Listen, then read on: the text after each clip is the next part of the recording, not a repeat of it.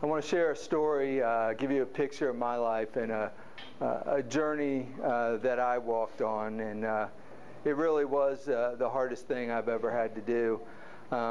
Just to start out, it was one of these big events in my life, which there's 3 or 4 of life-changing kind of events that happen in our lives. And of course, the first one for me was me surrendering my life in '93, and because of that is the only reason I'm up here talking to you today, because otherwise I would have nothing of any value or any worth to share with you guys. So from that point, I just want to kind of fast forward about 9 years, and there was a lot of things I could go into that happened, but a lot of this led up to a point of me moving across the country, and let me tell you how that kind of happened, you see, and why it was so hard for me. And there's 2 ways that God speaks to me. One of them is through His Word, and another one is an impression or an idea that I feel in my heart or my mind. It's not an audible voice. It's my own voice, and I usually know it's from Him because I don't want to do it. It wouldn't have been my idea.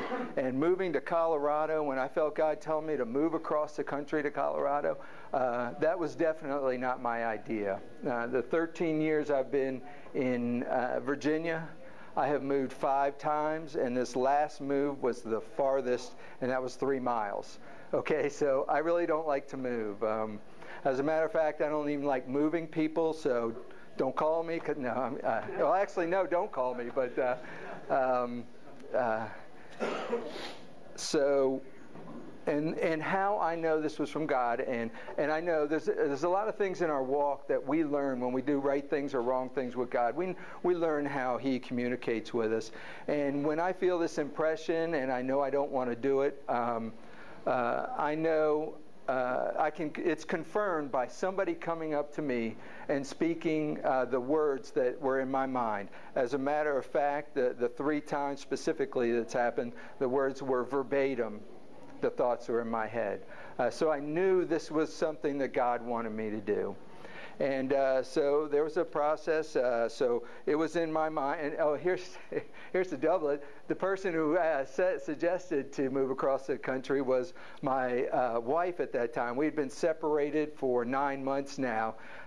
So, of all people to God to send me to, anyway.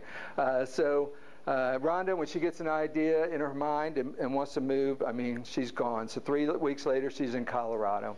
It takes me 5 months to get there because I have to sell the house, and God uses that time to really break me down. There were some things that He needed to clean out of me and allow me to see along that way. And again, this was the hardest thing. See, I really don't like to move.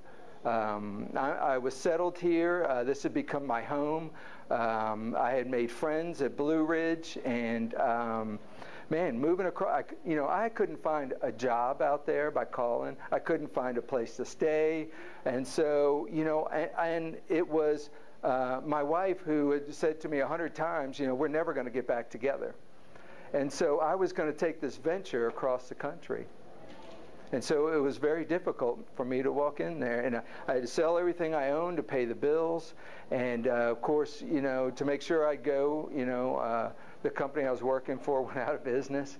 And so there was really nothing stopping me. So by the time I was ready to go, everything I owned fit in the back seat of my car. And I was off across the country, 1,700 miles. But to show you or to share with you the things that I learned and what God did for me, for taking what He asked me to do and moving into it, has really been an incredible journey.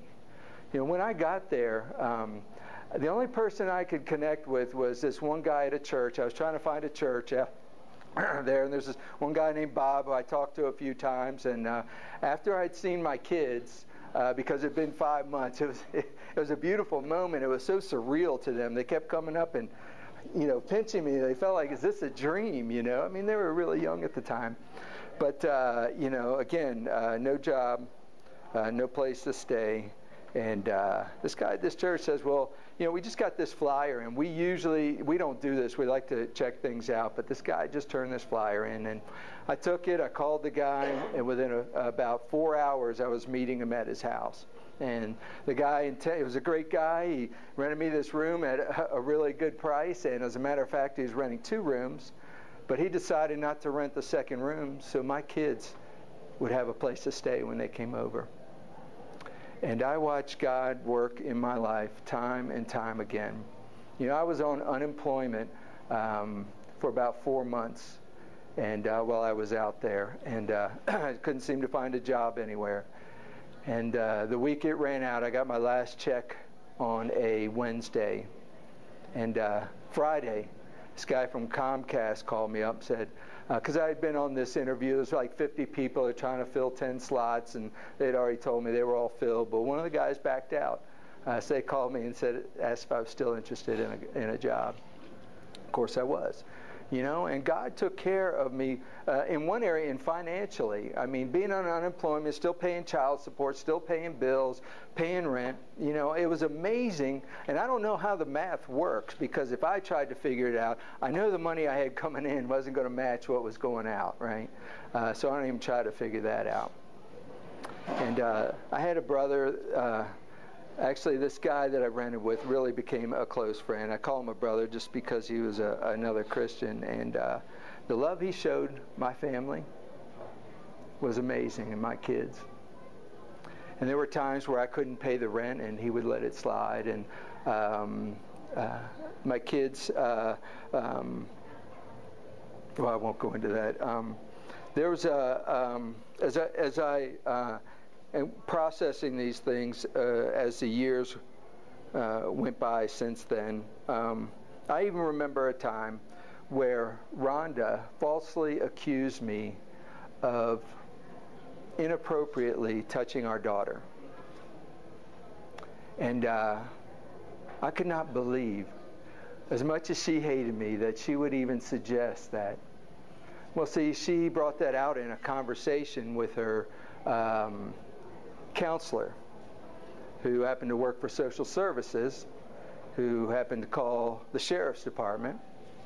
And I received this little pamphlet explaining what would happen if I was charged with this. One of those things was I would never be able to be alone with my kids again. They'd never be able to stay overnight. I would have this record for the rest of my life. And it was one of those moments where there's really nothing I could do about it except turn it over to God. And I did. And you know what? There is this, and let me share this this scripture with you. I really do love reading this book. And there was a time, and it was a time during this separation, I was really feeling trapped. Things weren't going well. Ron and I, it was not pretty at all. It was a mess. But this scripture here I held on to. I want you to listen to these parts of what, and I'm reading it for me, what God is asking me to do. It says, "Do not worry because of evil men or wives, or being envious of those who do wrong, for like grass they will soon wither. Delight yourself in the Lord, and He will give you the desires of your heart. Commit your way to the Lord. Trust in Him, and He will do this. He will make your righteousness shine like the dawn, the justice of your cause like the noonday sun. Be still before the Lord and wait patiently for Him. Do not fret when men succeed in their ways." See, there were some things in there that I held on to that God asked me to do. And the fruit of that were things like that instance. I don't know if I've ever been more angry than when she accused me of that. She put my future in jeopardy. She put the future of my relationship with my kids in jeopardy. But you know what? I never heard another word. I don't know what happened. I certainly didn't look into it.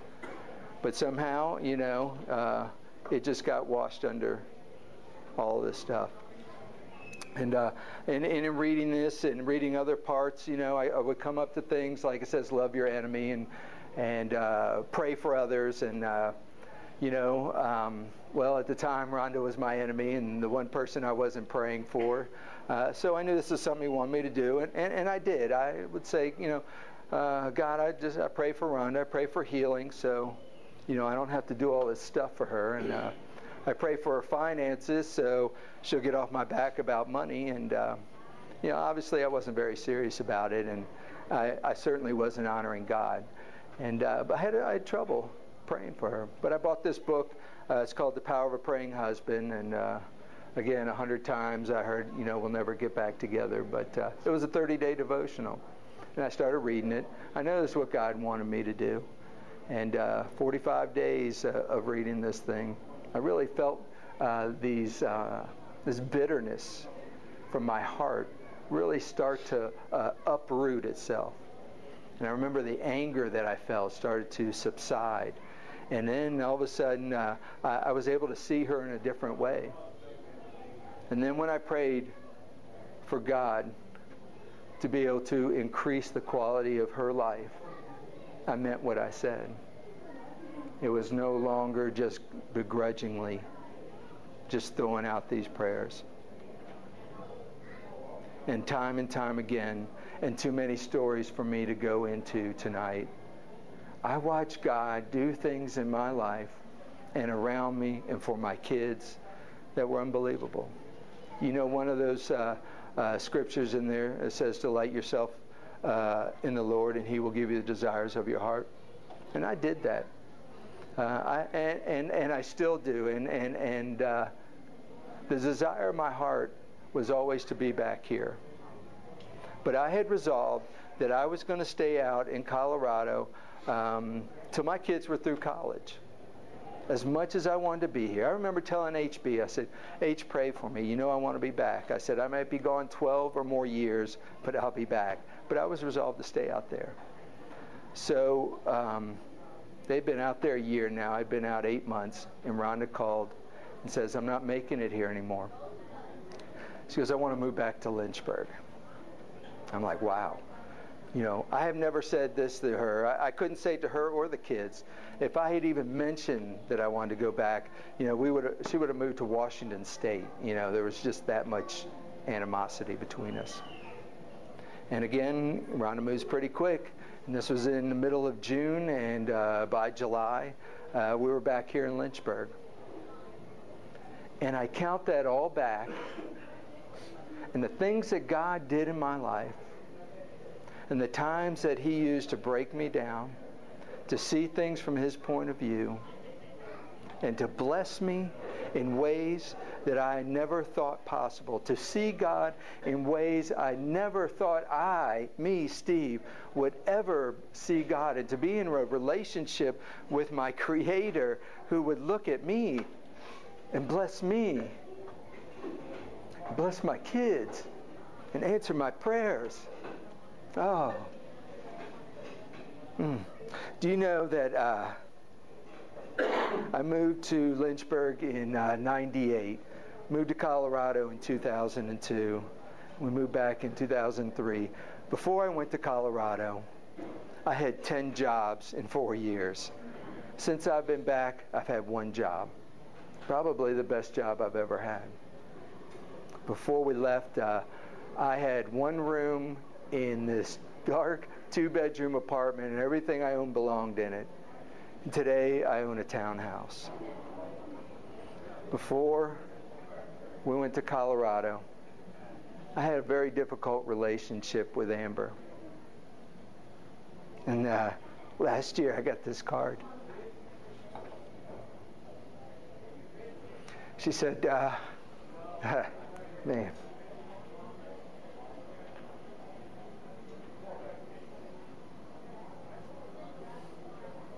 she said, I'm so glad that you're my dad. She said, I never thought we could have a relationship like this. Do you know, before I went to Colorado, I had some friends. But since coming back, I have a family. And a lot of those are right in here with you guys. Before I went to Colorado, I called myself a Christian. But since I've been back, I'm a Christ follower. Okay? And part of what that entails, and part of that name that I say as a Christ follower, which you hear around Blue Ridge, came for me out of my obedience to God. See, I've realized that there is no way for me to have any kind of a relationship with God outside of obeying His Word. Now, I can know who He is, okay, and I surrender my life to Christ, but there was a point where the relationship didn't seem to be going anywhere, and I didn't quite understand. I have read this book, time and time again and over, and the difference came as I started to obey what it said. Even in here, last week, Joe was talking about Joshua and about, remember, being strong and courageous. Be strong and courageous, and how God kept repeating that to Joshua. Just be strong and courageous. I'm with you. Well, I heard something in there, and it's in verse 8. It says, Do not let this book of the law depart from your mouth. Meditate it on it day and night, so that you may be careful to do everything written in it. Then you will be prosperous and successful. See, God is a God of order. And I realized some of the things I was doing was out of order. I was wanting things from God, and I figured, when He would give them, then that would kind of change my heart and kind of, move things along. And God does bless us, But I realized once I started being obedient to His Word, He started opening up to me like I have never experienced before. I mean, life-changing events. And to see Him work in my life like that is amazing. And it says it right here. And this is something I think that we all want. In John 14:21, it says, whoever has my commands and obeys them, he is the one who loves me. He who loves me will be loved by my Father.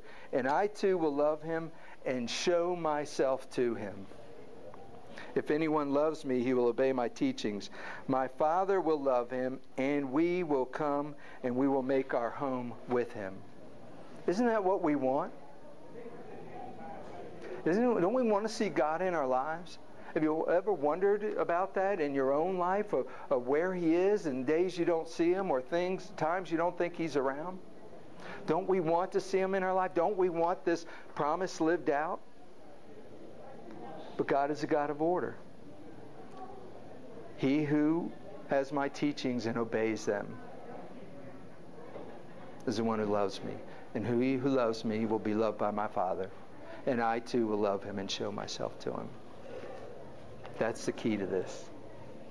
For me in my life, in my walk, in my journey, to see God to the point, there was a time sitting in Blue Ridge in prayer, and I was actually in a room with 3 other people for divorce care, and it was in the beginning of it, and these people were sharing their story in tears. And at the end, we started praying, and I felt this sense that somebody came in the room, and they were being polite, and so they weren't going to speak. They just came in and sat down, and when I opened my eyes, there was nobody else there. And I knew beyond a shadow of a doubt who it was. God had come and joined us in that room, because I turned my life over and started obeying Him. So what about you guys? Here are the questions for tonight. Is there something in your life that God may be asking you to do that you're resisting?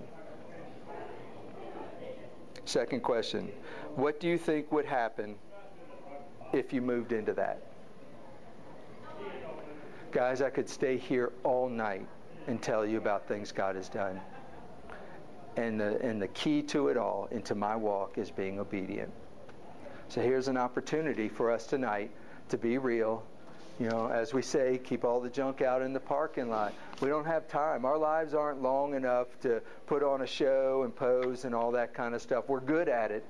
We just don't have time for it tonight. So let's be real. Let's make a difference. Let's see what it looks like. 1, 2, 3, go. Hey guys, let me wrap this up. Sorry to interrupt your conversations here.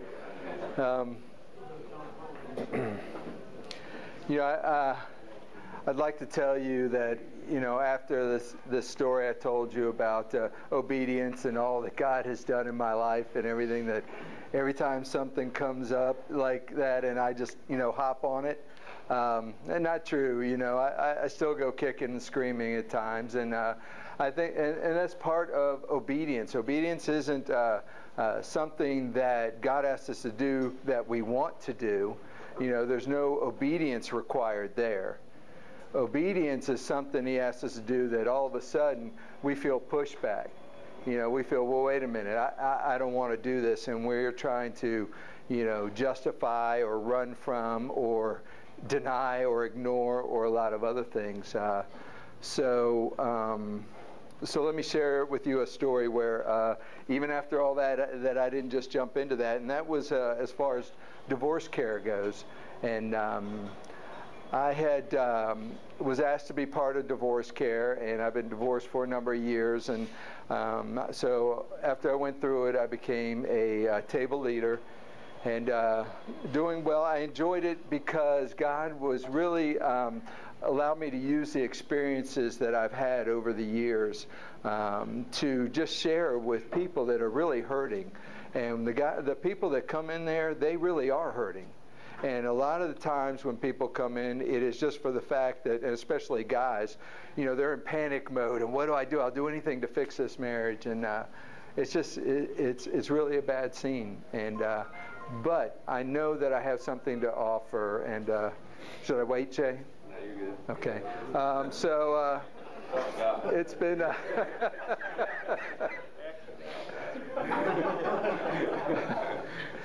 So I enjoyed that. I enjoyed because God had given me something out of a broken time in my life and allow it to use it for other guys. And so I was talking with Jack, who is the director of divorce care, some time back. It was last year, and he said that he was considering, after he finished seminary, of going back to Connecticut.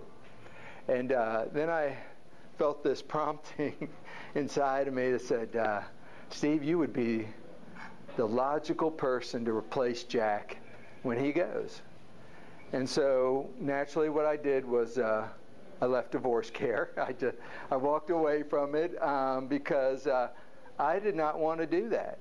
And it took me years just to say I was divorced. Or even my ex and all that kind of stuff. Any other word, former spouse, separated, all those kind of things. And I didn't want to be part of that. I didn't want to be what I felt like pigeonholed into this ministry, because I'd asked God, what do you want me to do for you?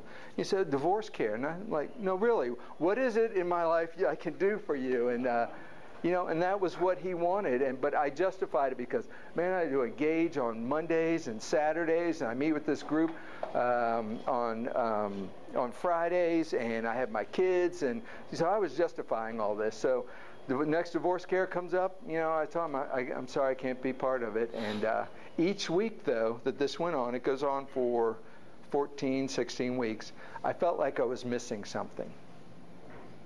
And week after week, missing. What is it? Is it me just missing this group of friends that I made there? Or was it God telling me something? Because I remember God wanted me to be part of it, but I don't remember God saying, no, go on, Steve, move on. So when this was all over, I said, there's only one way for me to figure this out. And that's to go back into this. So, they take a few months break. And then I told Jack, hey, look, I want to come back, be part of this. I was up front with him. I feel like there's something missing, and I want to find out what it is. So next session comes up, and within the second week, Jack comes up to me and says, I'm going to be leaving, and I think you would be the logical person to take my place. And I said, man, I knew it, But to me, that was confirmation that I was doing what God wanted me to do. And in all honesty, my heart's still not in it, but I know from past experience that in order for me to see God and have the relationship that I want to have with Him, I have to move forward in this. And right now I don't want to. So I pray on a regular basis, God, I've made the decision to move in. Now I need you to change my heart.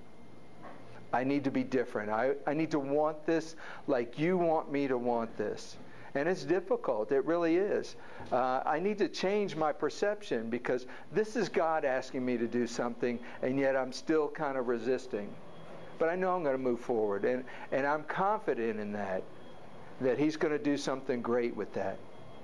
So I would encourage you guys. You know, there are things we don't know the outcome. That's a big deal. You know, if we knew what we were going to step into and we could see what was going to happen, we'd go. But where's our faith, right? Where's the trust in God? It takes obedience, and obedience means resistance, and that resistance is what we need if we're going to grow in God. If we want to see a difference in our lives, then we need to face that. And it's not about being, not being scared and having doubts. I mean, that's okay. We don't need to understand God. I don't want to understand God. I don't want Him to be on my level. So let me share something that Oswald Chamber, he's this Scottish minister from, I think he lived to the early 1900s. But he says this: if you obey God in the first thing He shows you, then He will instantly open up the next truth to you. You can read volumes on the work of the Holy Spirit when 5 minutes of total, uncompromising obedience would make all things as clear as sunlight. Don't say, I suppose I will understand all these things someday. You can understand them now. And it is not the study that brings understanding to you, but obedience. Even the smallest bit of obedience opens heaven, and the deepest truths of God immediately become yours.